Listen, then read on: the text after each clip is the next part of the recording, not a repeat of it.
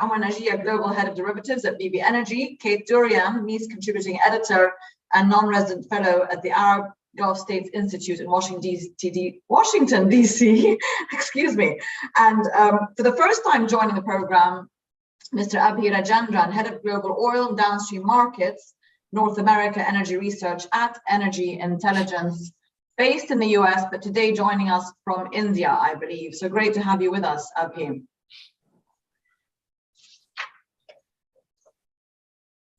Omar, let's start with you.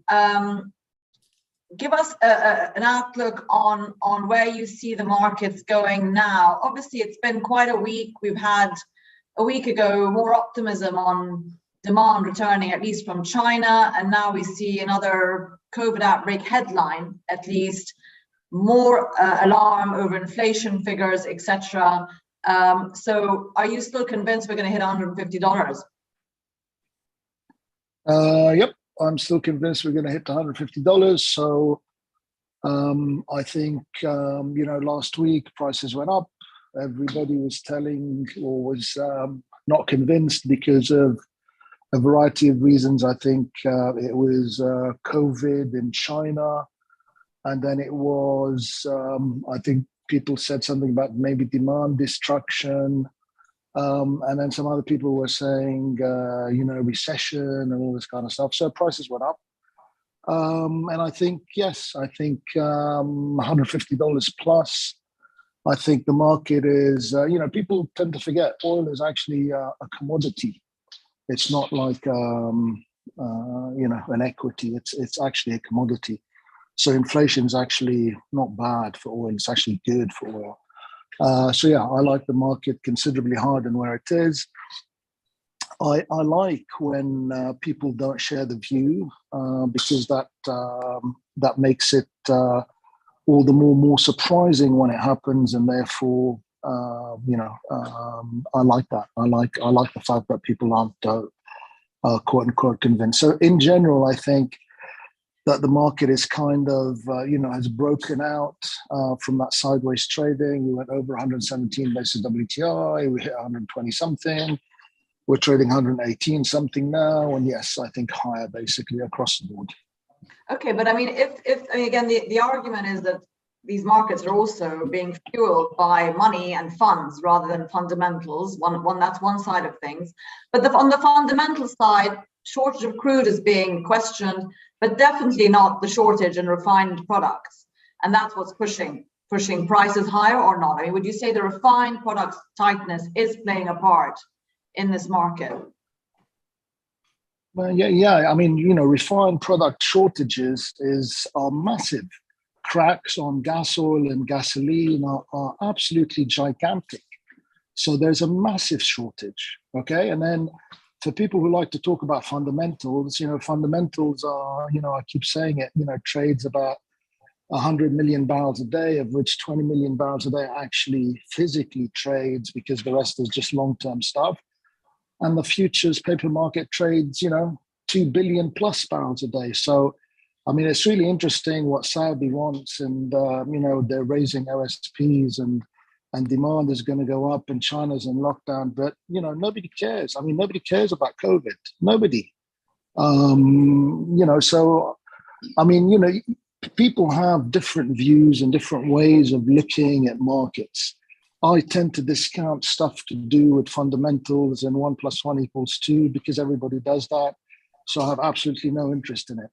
So what we do is we do something that's totally different. We look at markets as a whole. We look at money flow. We look at stuff like that, stuff that we find interesting as opposed to, to cargoes. But if you want to look at fundamentals and you want to look at cracks, which is basically crude against product prices, they are absolutely massive.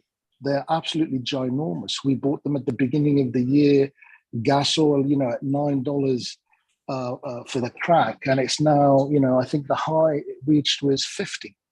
So you're definitely seeing massive strength in products. Jet fuel prices, EBOB prices, RBOB prices, massive. Okay, Kate, let's go to you and talk about the fundamentals, though. You know, we know what they are. Amar's talking about technicals as well, and sort of the money pouring into the oil futures and oil markets. But on the fundamental side, we did have OPEC coming out of, you know, a week or more ago saying they would add that little bit. It obviously didn't make much of a difference. Where are we now with that? In the market, the story. I mean, OPEC's been proven right at the end of the day, haven't they? Because we are seeing some demand destruction worries coming in. Were they right in taking their cautious approach? I don't think so, because, you know, look at the markets telling you something. You know, prices go above, prices come off slightly after the OPEC decision. And then, you know, when you look at the numbers, you think, hang on a second, you're not going to get this 600 plus whatever they pledged over 2 months, because so many of their members, I mean, if you look at the IEA's table of OPEC production and spare production capacity, you see a lot of zeros. There are so many of their producers that just cannot increase production at the moment. So you have very, you know, you've got spare production capacity held by two countries, by Saudi Arabia and by the UAE. It's less than 3 million barrels a day. So if you're anticipating that Russian production is going to go down even more than the 1 million that it's already gone down, you know, you've got a gap at the moment of about 3 million anyway in the market, because of the fact that a lot of the OPEC plus producers can't produce at their higher quotas. And as the quotas go up, and if you get a free-for-all come September, so I think, yes, the market is telling you something. And I was reading the headlines, and it makes me laugh when I say, oh, oil prices tumbled. They didn't tumble. They went down from 120 at 21 to 119. They'll go up again the next headline. So I think there's a lot of sentiment in the market. Yes, there is tight capacity, but also inventories. You know, we had the same issue with natural gas in Europe last year. You know, inventories were low because of this sort of, you know, there's just not the infrastructure, the refining, the tanker availability. So I think, yes, the market is tight, and I think the price is telling you that. What about, Kate, just to stay with you on the sanctions side, you know, the sanctions fatigue is beginning to kick in. Is it in Europe? The result of sanctions, let's say, maybe not the oil sanctions that are quite recent, but everything else. Russian oil is continuing to flow. Even the US is turning a blind eye to certain things in terms of wanting the oil, as much oil to be out there as possible. You know, where is the feeling now, 2 weeks into the official oil sanctions from the EU and Russian oil flows? Well, I mean, I think we have to wait and see what happens. We're not really going to see the impact until maybe 2023. But in the meantime, you know, we're having to live with inflation. We're having to live with higher commodity prices across the board.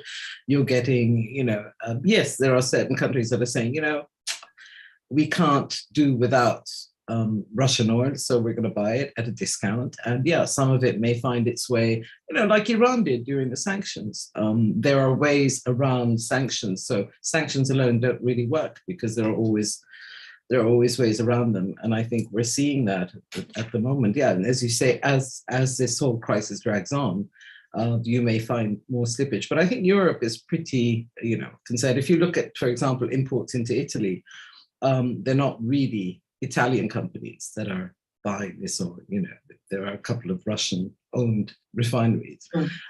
So you're seeing a slight switch from Middle Eastern crudes that are similar to Russian Urals making their way to Europe. Not much at the moment, but I think that those flows will increase. And as you know, as we heard, it's only a very small percentage of oil that isn't locked into long-term contracts. Abhi, welcome again. Let's get I know that you're based in India as we speak, but let's talk about the US a little bit and the Biden proposal. He's supposedly coming to the region here, to Saudi in July.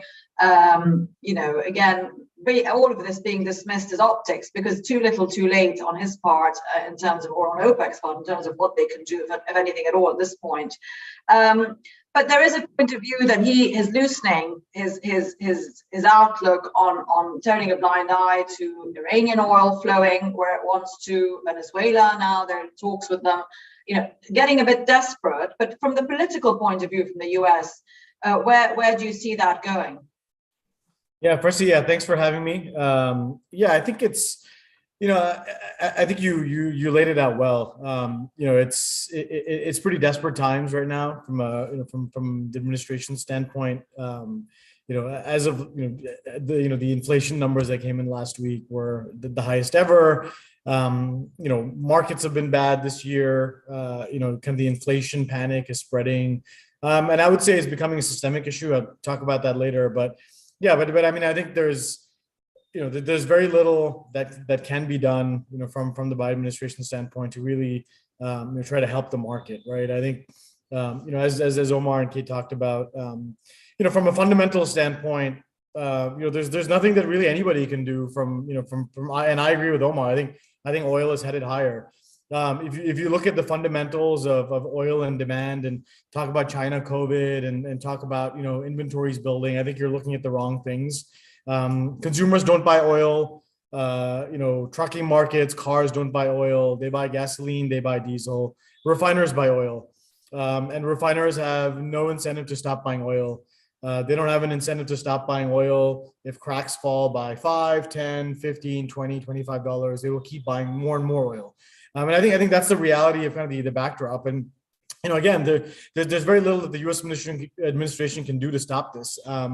As Kate pointed out, going and kind of extending an olive branch to Saudi, I think is important. I mean, our view is that that symbolically it is important, and kind of the thawing of that view is significant. As I think the symbolic gesture of accelerating supply additions from the OPEC Plus side that was announced recently, that is also significant. Again, but from either side, it's not going to matter. It's not going to really make a difference for markets. Well, what about US production? That is, people are saying that's what could make a difference and could have been making more of a difference already had things moved a bit faster this year with these very healthy prices for operators there in the US. So what's the latest there? And are we going to see a significant push in production in the second half of the year? Yeah, we don't think so. We've said, there are two things that can really sort of help alleviate, this condition, at least from a oil and product market perspective, right? That's more U.S. oil supply and more global refining capacity, neither of which are going to be alleviated anytime soon. Global refining capacity, that picture is basically never going to change. And then really, again, your new capacity coming online is really just China, plus locally for the Middle East region, and from a U.S. oil supply standpoint, we've said it since the beginning of the year that expectations were too high in terms of U.S. supply ramp up over the course of this year. You're seeing a whole host of bottlenecks, from financial to labor to other supply chain issues hitting producers.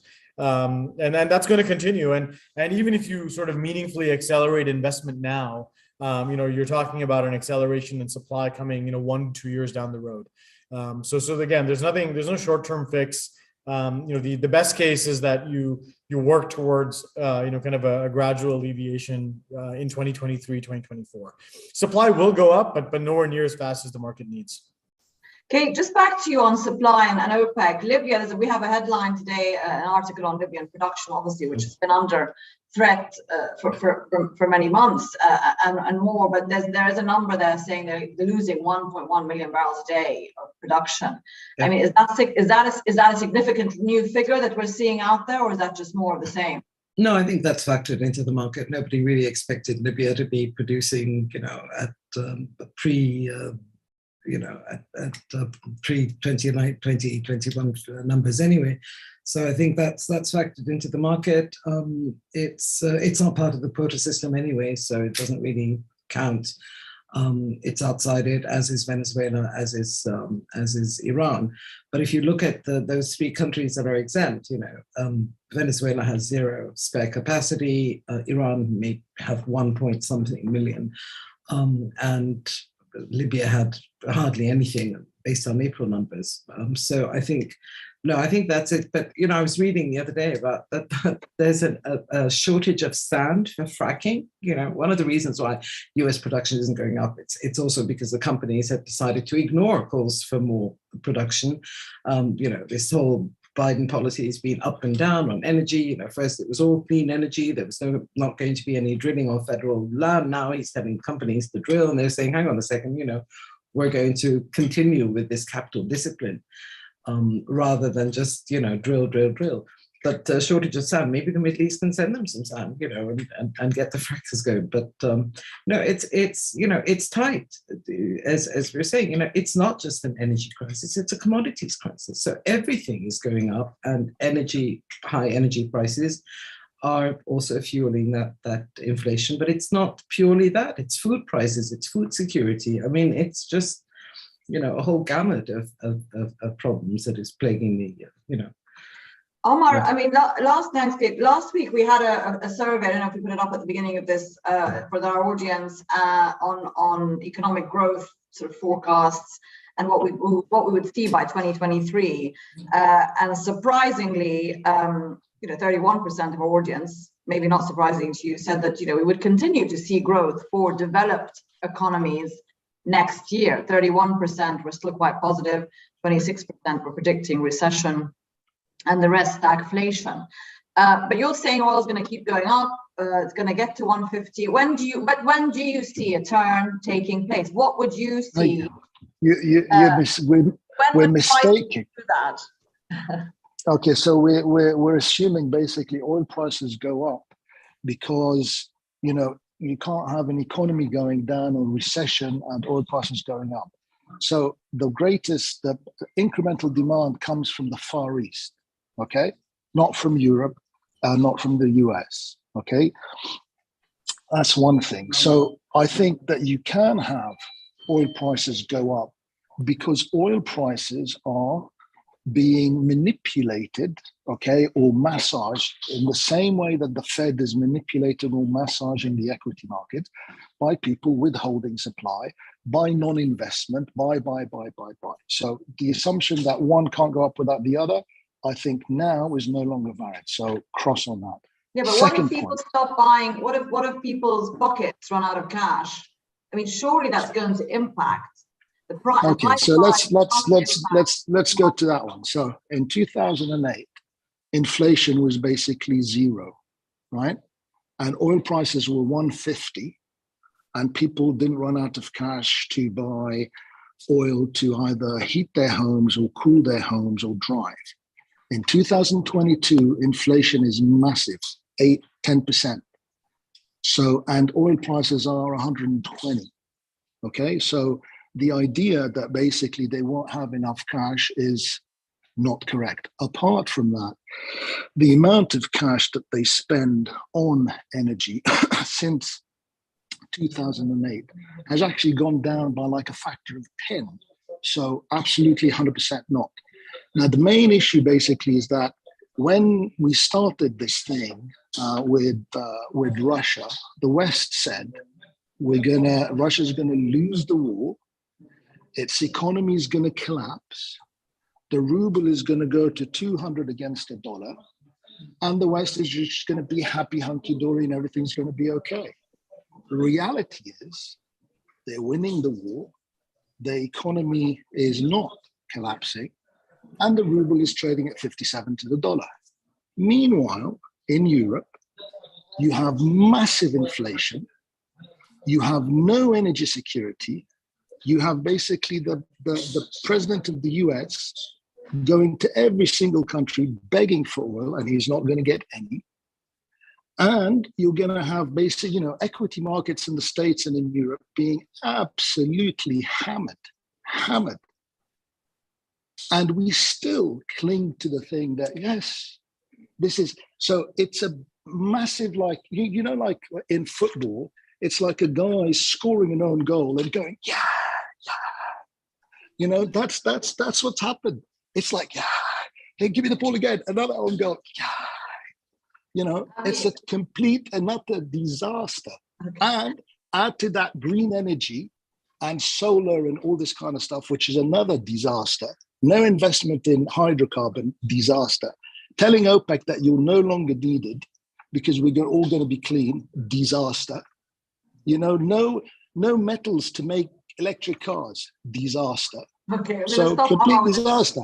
Yeah, disaster. Okay, I'll be back to you. Disaster. Do you agree? What is the feeling in the US, especially with regards to sort of monetary policy now? Obviously, we're seeing what the Fed's doing. Now there's more talk of, 100 basis point moves instead of 25 or 50 as it was a month ago. A panic is setting in. but still too little, too late, So from that point of view, how are things looking in terms of the panic, the disaster around equity markets, and what the government's going to do to protect the US economy from recession? Can it do anything?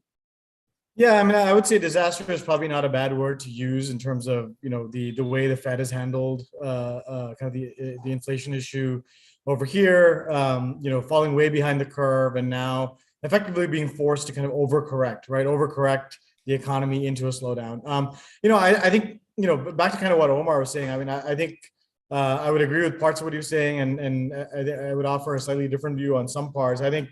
I think there's extremely, firm support for oil. I would agree with that. I do think, however, that there are some pretty severe kind of second derivative effects taking shape to consumers in different parts of the world. I think there was something that popped up in the chat. The U.S. consumer is a mess right now. The consumer is basically staying afloat on higher spending on credit cards.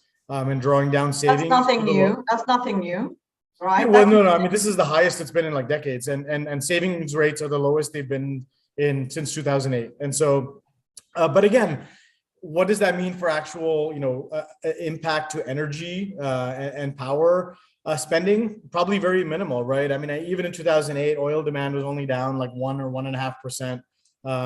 It's quite small, and when you have so much supply side support. Including the high crack environment for refiners and whatnot. I think, I think there is strong support. So even if you have kind of a big, sort of equity and macro sort of economic correction for commodities, there should still be some pretty firm support. So, let's say oil goes down from 150. In 2008, it went to like $50. Just don't see anything like that happening this time around.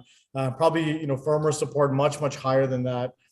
Because of the supply side, but yeah, I think, I would just say I think there are more kind of systemic shocks coming, and no product, no commodity, sort of no piece of the market is kind of immune to that, right? I think that's the thing to watch out for. I think you have the yen now trading at the worst level in over 20 years. Again, as Omar said, we don't think Europe is going into a recession. The European recession started like months ago. We think actually parts of Europe have been in a recession since the end of last year when the gas crisis first started. And the US, the US printed a negative GDP print in the first quarter. And again, with, Fed tightening, government, stimulus spending winding down. Those are all major headwinds for the U.S. economy. So I think there are definite macro concerns, but there are also very firm supply side support mechanisms for oil and for many other commodities at the same time. Okay, well, look at that poll question today. I'm sure everyone's seen it already. It's been up for a few minutes. U.S. and EU central bankers, are they facing a choice between controlling or elevated U.S. inflation, trying to control inflation and avoid recession by the means that they'll take to try and stop that inflation?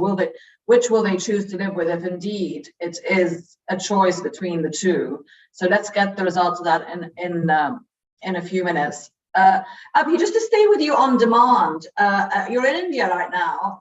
You just got there, I believe. But again, what's the picture looking like from there? By all accounts, despite these very high oil prices, India's economy is, unlike the US and Europe, perhaps is pumping along. 8% growth is expected this year.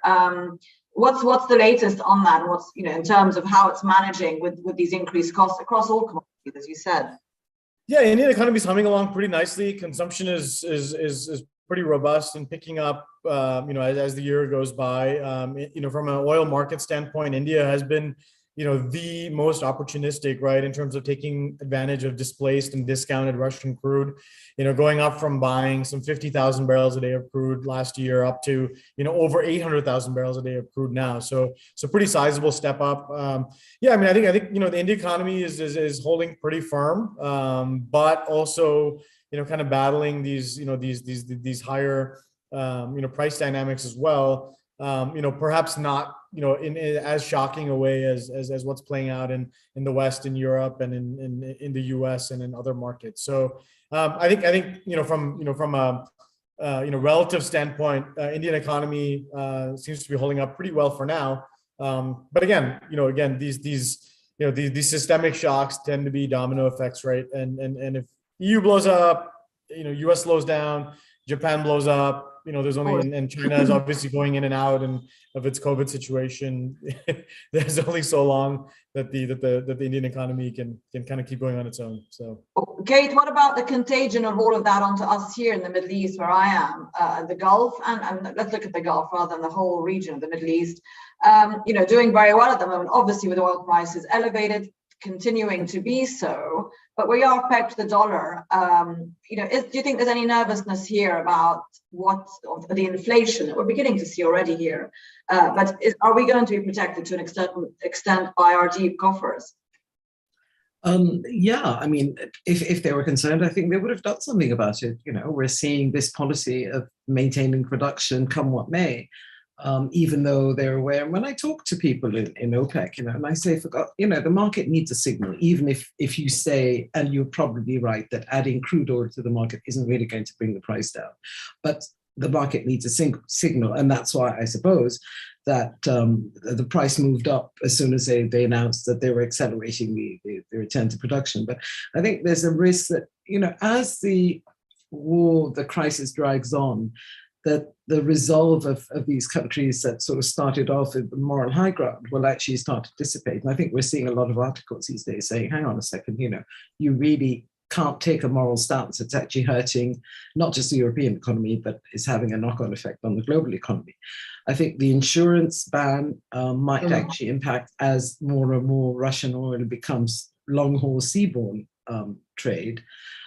So, the signals are very, very, very confused. You have and again, underlying this sort of bullishness in the market is the fact that your spare production capacity is very, very low at the moment. So, and you have two countries that basically hold the key. So we talk about Biden going to Saudi Arabia. I don't think he can go to Saudi Arabia unless something is negotiated in advance so that he doesn't come back empty-handed. Because there's already a backlash in the US. So, but as you said, OPEC has already said it intends to do what it can. It's obviously hasn't maybe implemented that yet, and it can't. So clearly, for the time being, it is empty promises. On the Iranian front, Kate, the